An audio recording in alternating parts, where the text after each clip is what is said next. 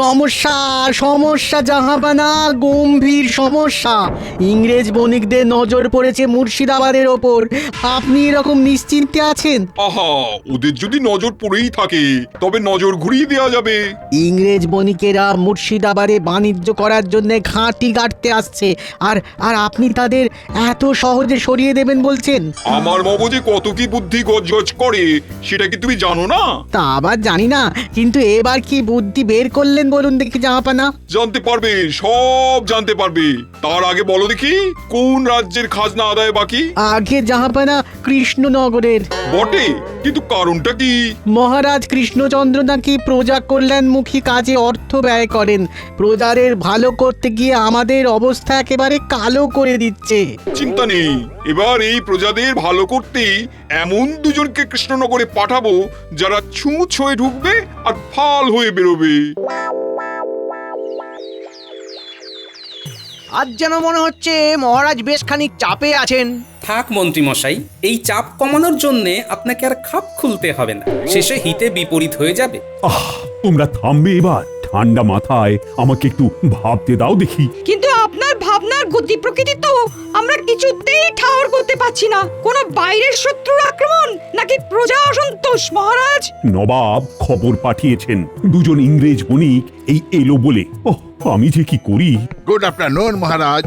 আমরা মুর্শিদাবাদ থেকে স্ট্রেইট আপনার কাছে চলে এলাম। দিস ইজ ফর ইউ মহারাজ। আমার জন্য প্রীতি উপহার করেছেন কি?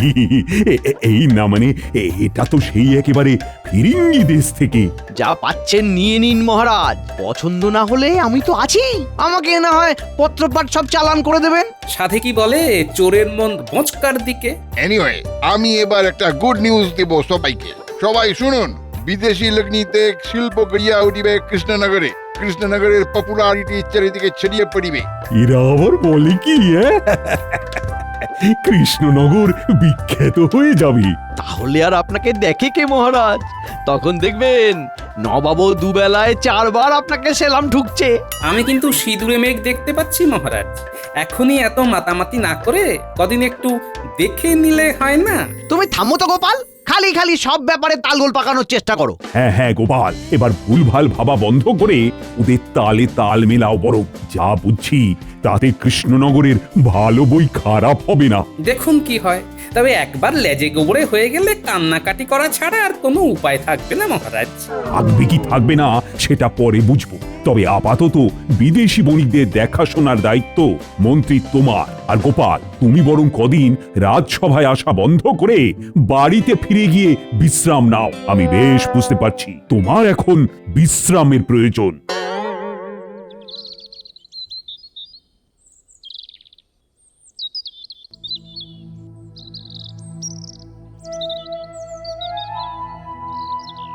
কই গো গিন্নি, কই দেখি কি রেধে বেড়ে রেখেছো, দাও দেখি। কদিন পরে খাওয়া দাওয়া আদৌ জুটবে কিনা কে জানে। এতে ঢুকতে না ঢুকতে খাই খাই করছো। বলি ব্যাপারটা কি বলো তো? আর খাবার জুটবে নাই বা কেন? না না না না, ব্যাপারটা তো আমার ভালো ঠেকছে না। তোমার ঠেকা ঠেকিতে আর কি হবে গিন্নি? ওদিকে মহারাজের সঙ্গে যখন ঠোকাঠুকি লাগবে তখন দেখবে কি একটা কেলেঙ্কারি হয়। এই কি হয়েছে খুলে বলবে নাকি বলবে না? তোমার চোখ মুখ দেখে মনে হচ্ছে মহারাজের কাছে খুব ধমকে এসেছো। এই ঠোকাঠুকির কথাই বলছো নাকি বলো তো? আরে আমার কি হয়েছে সেটা বড় কথা নয় গিন্নি। কথা হলো মহারাজ বুঝতে পারছেন না। এর ওপর মন্ত্রী যদি ঘোলা জলে মাছ ধরতে যায় তবে অবস্থা আরো বিগড়ে যাবে। কি সব উল্টো পাল্টা কথা বলছো গো তুমি? আমার যে সব গুলিয়ে যাচ্ছে গো। না না না, কিচ্ছু বুঝতে পারছি না, কিচ্ছু না।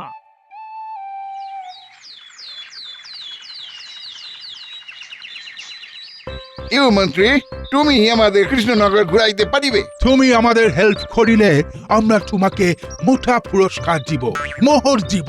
এইটার এমন কি কাজ? আমি যখন আছি তখন গোটা কৃষ্ণনগর একেবারে ঘুরপাক খাইয়ে দেবো। কোনো চিন্তা করবেন না।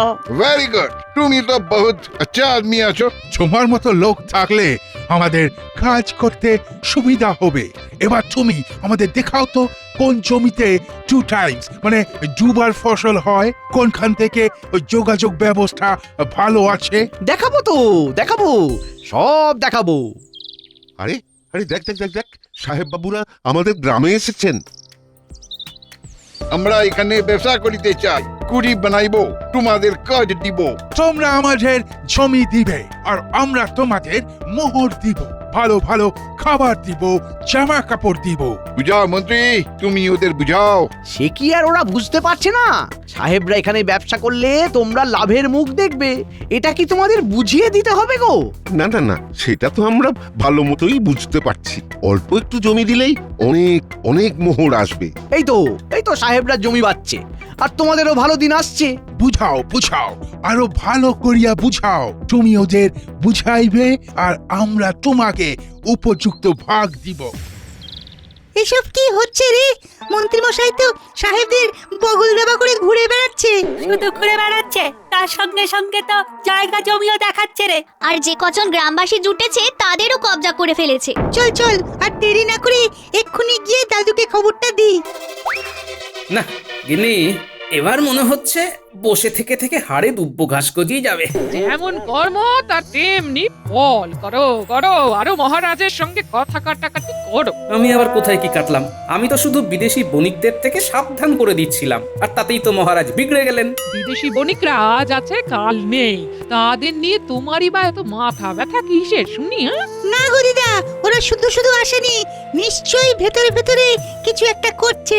হ্যাঁ, কথা শুনে আর দেখে যা বুঝলাম, তাতে মনে হলো ওরাও জমি খুঁজছে। মন্ত্রী মশাইও সবাইকে বোঝাচ্ছে। তোরা বলে কয়ে ওই বণিকদের একবার এদিকে নিয়ে আসতে পারলি না, তাহলে তো আমাদের কপাল খুলতো। কপাল খুলতো না পুড়তো সে আর তুমি কি বুঝবে গিন্নি? না না, আমি আর কি বুঝবো? বোঝো তো খালি তুমি। বেশি বুঝে বুঝেই তো এই অবস্থা।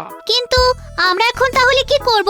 আপাতত আমাকে যেমন বললি তেমনি খবরটা বাবা আর গ্রামের বাকিদের দিয়ে গিয়ে জমি কেড়ে নেওয়ার খবরটা আগে ভালো করে ছড়িয়ে পড়া দরকার।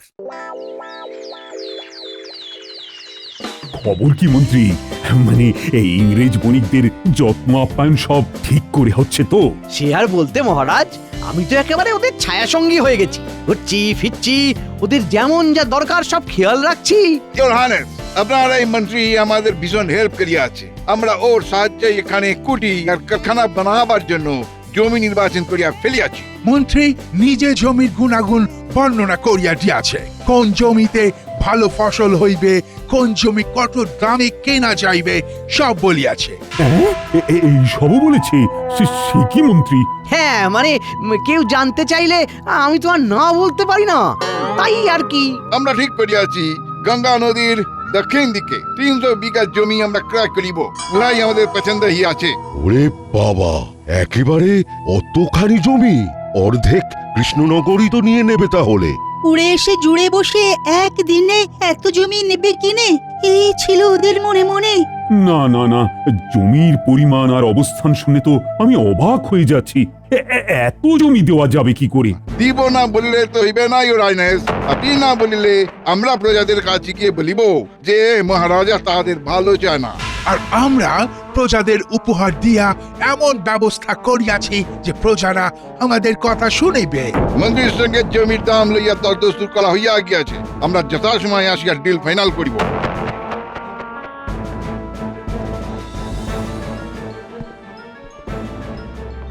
যা, ওরা তো চলে গেল, কিন্তু যা বলে গেল তাতে তো খুব একটা সুবিধে লাগলো না।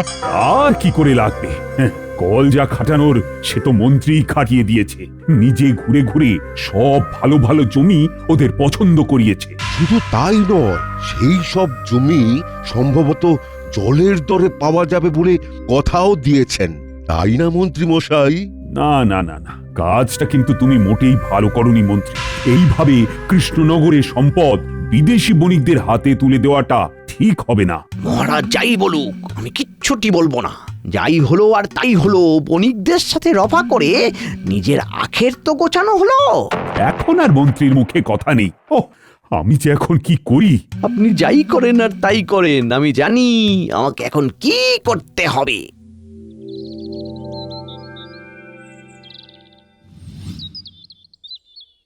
এই যে সবাই হাত গুটিয়ে থাকলে হবে না বাপ, বাঁশ গাছের শুকনো ডাল নিয়ে এসে পুরো জায়গাটা ঘিরে ফেলতে হবে। এই তো আমরা কাজে লেগে পড়েছি। একটু সময় দিন, ঠিক ঘিরে ফেলবো। তবে আমাদের যে মোহ দেবেন বলেছিলেন সেটা তো এখনো পেলাম না। আরে ওহো, সেসব কি পালিয়ে যাচ্ছে নাকি? পাবি পাবি, সব পাবি। এখন কাজের কাজটা কর দেখি। না না, আমরা আমাদের জমি ছাড়বো না, কিছুতেই না। তুমি চলে গেলে আমরা খাবো কি?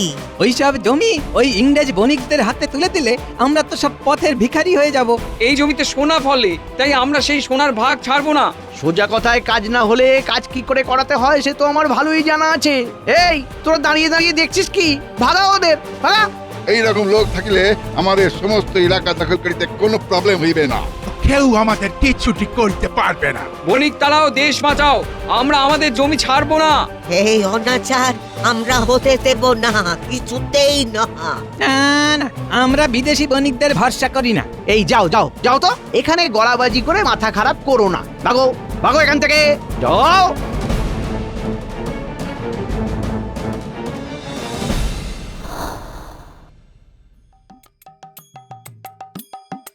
সেই তখন থেকে তো একভাবেই বসে রয়েছো, বলি এবার তো একটু নড়াচড়া করো। হ্যাঁ, করব গিন্নি, করব, সময় এলেই ঠিক করব।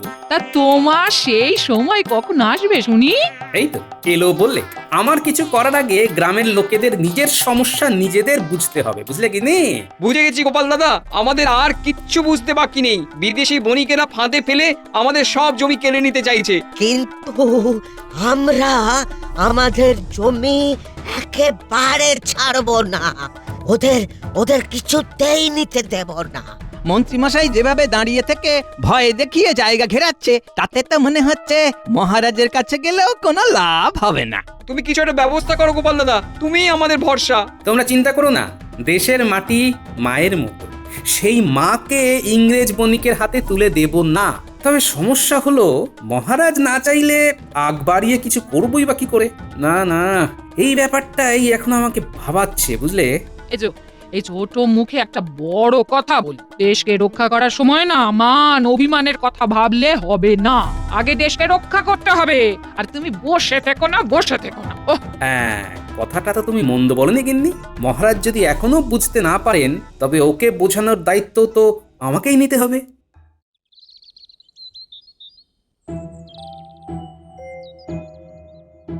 সেই তখন থেকে দেখছি আপনি আনচান আনচান করছেন, মনে হচ্ছে কিছু একটা কথা বলতে চেয়েও বলতে পারছেন না।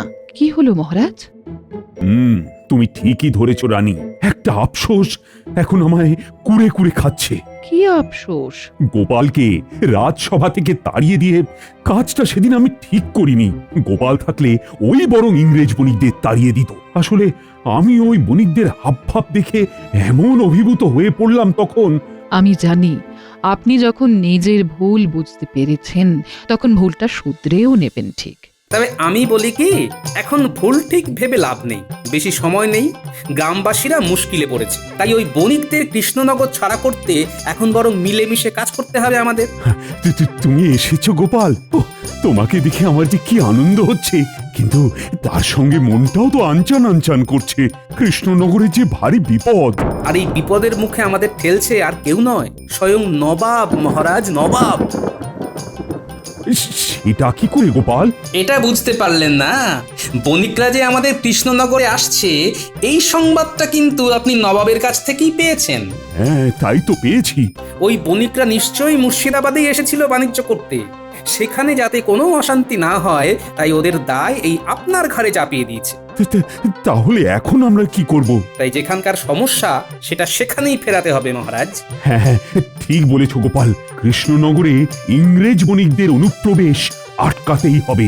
কিন্তু বণিকরা তো আর এমনি এমনি যাবে না, আর ওদের নামে যে নবাবকে নালিশ করব সেটিও হবে না। নবাবের হাতও ওদের মাথার উপর আছে। কি করা যায় এখন?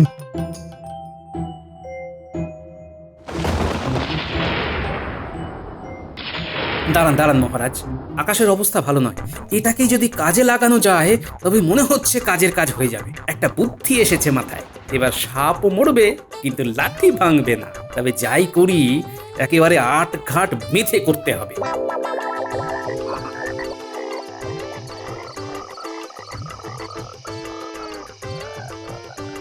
যাই দেখি ইংরেজ বণিকদের খাতির করার মতো কিছু হাতে গরম পাওয়া যায় কিনা।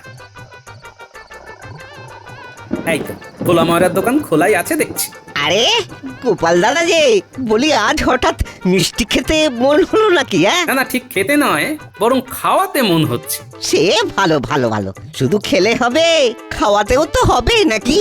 হ্যাঁ হ্যাঁ, ওই ইংরেজ বণিকরা তো আর বারবার কৃষ্ণনগরে আসে না, তাই তাদের ঠিক মতো খাতির করতে হবে। দেখি টাটকা কি মিষ্টি বানালে দেখি। এই গরম গরম আর নরম নরম রসগোল্লা আছে, গোটা কুড়ি ওই টপাটপ তুলে দিই তাহলে। দাও দাও দাও, দেরি করো না, তারপর যা কুচির কাজ সে তো আমি করেই ফেলবো। পুরো ব্যাপারটা এখন আমাদের হাতের মুঠোয় চলিয়া আসিয়াছে। ওই মন্ত্রকে টোপ দিয়া কাজের কাজ হইয়াছে। এইবারে ওই মহারাজের মাথায় হাত বুলাইয়া পুরা জমি দখল করিয়া লইব। স্লোলি স্লোলি এই পুরা কৃষ্ণনগর আমাদের হইয়া যাইবে। এইখানে আমরাই রাজ করিব। দাঁড়াও দাঁড়াও, তোমাদের রাজ করার আশায় আমি বাজ ফেলছি। ওই দেখো গোপাল দাদু কেমন বসে ফন্দি আঁটছে দুজনে। ওদের ওই ফন্দি যাতে কাজে না লাগে সেই জন্যই তো আমিও পাল্টা ফন্দি এঁটেছি। শোন, যেমন বলেছি তেমন করে তোরা ওই মিষ্টির হাঁড়ি নিয়ে গিয়ে ওদের দে। কিন্তু তুমিও তো আমাদের সঙ্গে থাকতে পারতে। না না, আমি মিষ্টি নিয়ে গেলে ওদের সন্দেহ হতে পারে, আমার দেওয়া মিষ্টি নাও খেতে পারে, কিন্তু তোরা নিয়ে গেলে তেমন কিচ্ছু ভাববে না। কিন্তু দাদু, তুমি হঠাৎ ওদের মিষ্টি খাওয়ানোর জন্য উঠে পড়ে লাগলে কেন বলো তো? এ কি আর যেমন তেমন মিষ্টি রে, এই মিষ্টি খেয়ে ওরা সুখের ঘুম না দিলে ওদিকে বাকি কাজ যে মাঠে মারা যাবে। এই দেখো আমরা তোমাদের জন্য কি এনেছি। আরে আরে, তোমরা কারা? কি চাই তোমাদের? আমাদের কিছু চাই না, তোমরা এই মিষ্টি খেলেই আমাদের মন ভরে যাবে। তোমরা আমাদের গ্রামে এসে এত উপকার করছো, আর আমরা একটু মিষ্টিও খাওয়াবো না, তাই কি কখনো হয়? বাহ বাহ, ভেরি গুড। আমাদের জন্য মিষ্টান্ন আনিয়াছো। দাও দাও, এখানকার মিষ্টি শুনিয়াছি খুবই ভালো। হ্যাঁ হ্যাঁ, খেয়ে দেখো, আর কখনো ভুলতে পারবে না।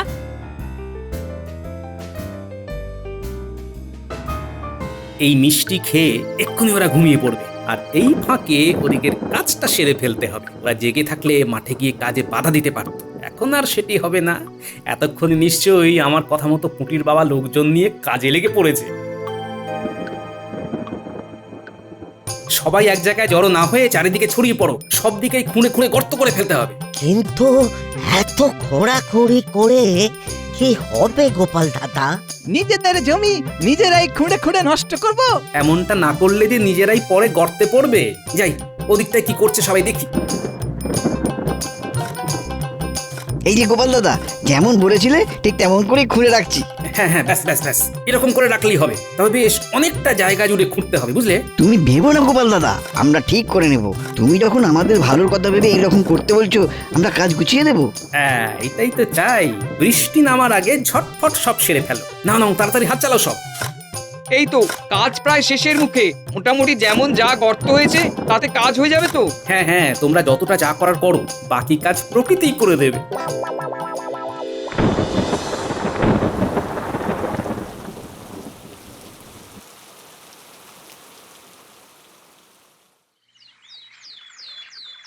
Good morning your highness. আমরা জমির দাম বাবদ মোহর দিতে আসিয়াছি। জমির কাগজপত্র আমাদের আজই চাই। আজই? না মানে জমি যে কারা কারা দেবে সেটাই তো ঠিক হয়নি। অর্থাৎ ইচ্ছের বিরুদ্ধে কারুর কাছ থেকে তো জমি কেড়ে নেওয়া যাবে না। হে, সেসব আপনি ভাববেন না মহারাজ, ওসব আমি সব ঠিক ব্যবস্থা করে নেব। ওদের ভালো মন্দ তো আমাকেই ভাবতে হবে নাকি? সে তো 100 বার। তবে সাহেবদের বলি কি, নেওয়ার আগে জমিটা একবার চোখের দেখা দেখে নিলে হতো না? না দেখে জমি হস্তান্তর করাটা কি ঠিক হবে? Good point. চলো তাহলে আরেকবার দেখিয়া লইতে ক্ষতি নাই। এই মরেছে, পেটুক গোপালটা আবার নতুন কোনো ফন্দি আসছে না তো? চলো তাহলে সবাই মিলেই একবার জমি পরিদর্শনে যাই। হ্যাঁ হ্যাঁ, চলুন মহারাজ।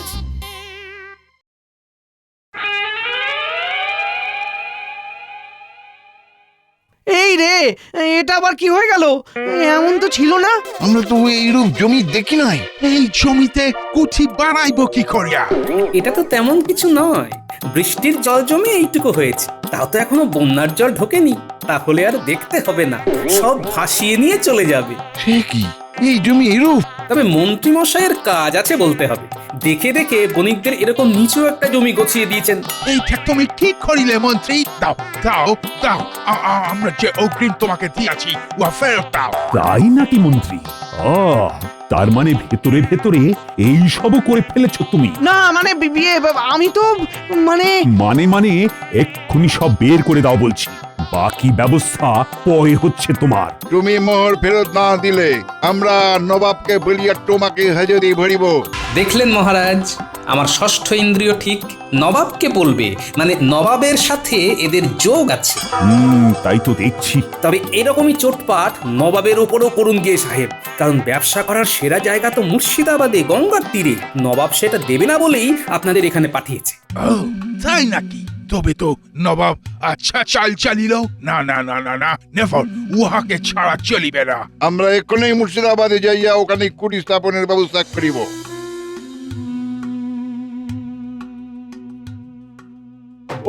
তুমি বাঁচালে গোপাল, তোমার জন্যই এই যাত্রায় কৃষ্ণনগর বিদেশি মুক্ত হলো। আর তোমাকে ভুল বোঝার জন্য আমাকে আমাকে ক্ষমা করে দাও গোপাল। ছি ছি মহারাজ, এসব আপনি কি বলছেন? দেশের জন্য সব কিছু দেওয়া যায়, কিন্তু কোনো কিছুর জন্যই দেশ বা দেশের মাটি ছাড়া যায় না মহারাজ। আমিও আমার ভুল বুঝতে পেরেছি মহারাজ, আমাকেও ক্ষমা করে দিন। গোপাল আমার চোখ খুলে দিয়েছে মহারাজ। বেশ বেশ, এসো সবাই মিলেমিশে থাকি এবার। শেষ ভালো যার, সব ভালো তার।